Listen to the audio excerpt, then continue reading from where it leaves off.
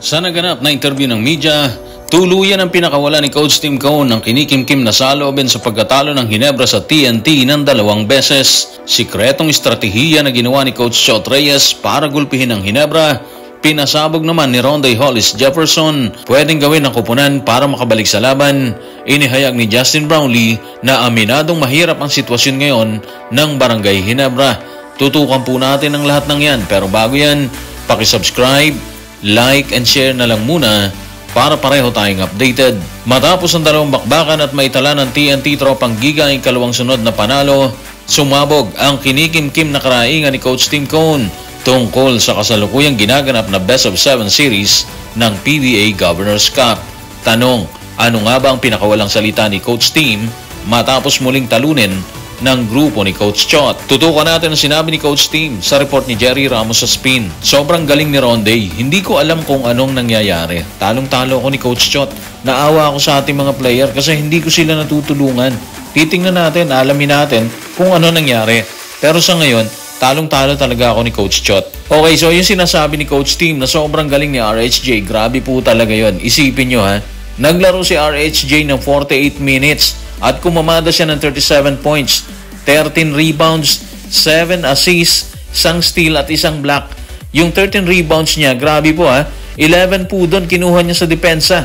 Ibig sabihin, 11 beses niyang hindi binigyan ng pagkakataon ng Ginebra na makakamada or magkaroon ng second chance para kumamada. Mabigat po yun. Tapos, 4 na quarters na walang pahinga. Halimaw talaga, di ba? Parang hindi napapagod. Hindi lang yan sa depensa. Yung opensa niya, grabe din. Kumamada po siya ng 6 na triples. Naipasok niya ang 6 sa 12 birada niya sa 3. Ganyan kabigat ang isang RHJ. At dito mo rin makikita yung pagkulaps ng depensa talaga ng Barangay Ginebra. Wala silang nagawang solusyon para pigilan si RHJ sa pagkamada sa kanyang opensiba. At kitang-kita ni Coach Tim ang lahat ng yan. Halos sumanga siya kay RHJ, sabay pag-amin na hindi niya kinaya ang strategy na inilatag ni Coach Chot Reyes, especially sa depensa ng Tropang Giga talaga. Masakit to para sa Ginebra fans na nag-aabang ng magandang opensibang pakakawalan ng Ginebra. Bigong-bigo sila dito versus TNT. Habang aminado si Coach Tim na outcoach at outclass siya ni Coach Chot Reyes sa nakaraang 2 bakbakan, pinasabog naman ni RHJ ang rason bakit kumamada siya ng 6 sa 12 tres na pinakawalan niya. Kaya naman ang tanong ng bayan, ano nga ba ang rason at paano niya ginawa ang lahat ng yon? Tutukan natin si Ronday Hollis Jefferson sa report ni Ruben Terrado sa Spin. Pagbabago ng mindset yon, kasi nung Asian Games, pinilit nila akong mag-shoot ng maraming tres at tinalo nila kami para sa gintong medalya. Napag-usapan namin yon at medyo binago ko yung mindset ko. Alam kong yun ang magiging game plan eh. Handa silang gawin yan sa buong bakbakan. Akala siguro nila yun yung mangyayari. Pero professional tayo eh. Ginagawa ko to araw-araw. So yun na nga yun. Naisahan ni Coach Chot Reyes at ni RHJ ang Ginebra at si Coach Tim Cone. Kung maalala kasi natin, nung time na kalaban ng Gilas ang Jordan, kung saan nire-represent ni RHJ ang Jordan, pinipwersa talaga ng Gilas nung time na yun na kumamada si RHJ sa labas para mas mababang percentage ang maka-score siya, di ba? Kumamada naman siya ng 24 points noon. Pero halatang nag-struggle siya sa tres. Naipasok lang kasi niya 3 tres sa 14 na binato niya doon. Ibig sabihin, successful ang Gilas sa strategy na inilatag nila nung time na yon. Ang problema, napag-aralan ni Coach Chot ang issue. So ang ginawa nila, base na rin sa pahayag ni RHJ, nag-practice talaga siya sa tres. Kasi nga, alam nila na ipupus ulit ni Coach Tim Cone ng ganong strategy. Yung ginawa ng Gilas kay RHJ dun sa Asian Games. At eto na sila ngayon. Sunog na sunog ang Ginebra habang nagbubunyi ang TNT. Maganda yung nasilip na strategy ni Coach Chot ha. Nakontra niya yung gagawin ni Coach Tim Cone. Meaning na paghandaan ng TNT ang gagawin ng Ginebra na pagtulak kay RHJ dito sa tres. Actually, hindi lang naman si RHJ ang kumamada doon. Team effort naman syempre yon. At andyan din si Calvin Optana. Nagtala din siya ng 13 puntos at 14 na rebounds. Halimaw din ang trabaho ni Optana kagabi ha.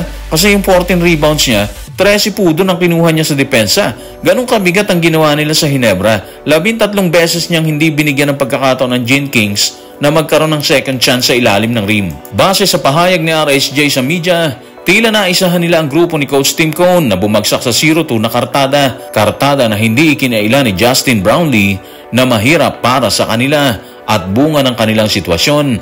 Ito na ang nasa isipan ngayon ng resident import ng Barangay Ginebra.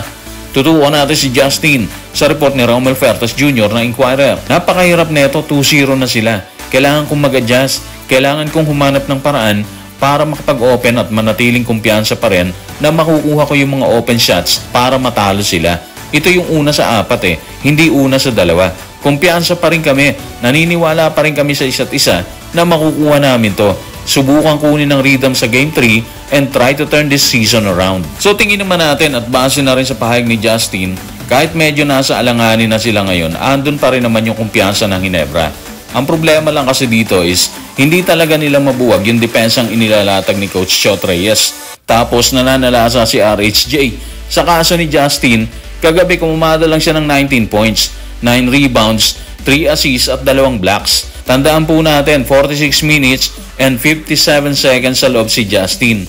Halos pareho sila ni RHJ na walang pahinga, hindi ba? Sa 14 na birada niya sa 2-point area, naipasok niya doon yung 7. Sa 2 birada naman niya sa 3, wala siyang naipasok doon. Ganon din sa 4-point area, hindi niya naipasok ang kaisa-isa niyang birada doon. So dito mo talaga makikita na nalimitahan ng TNT si Justin Brownlee. Hindi normal sa kanya kasi yung 19 points tapos walang naipasok na 3. Yung locals ng Ginebra, ando naman sila. Nakakasabay naman sila katulad din ng locals ng TNT. Pero ang naging problema talaga ng Ginebra is yung pananalasa ni RHJ. Doon hindi talaga sila nakasagot doon. Wala silang naisagot. So guys, maraming salamat.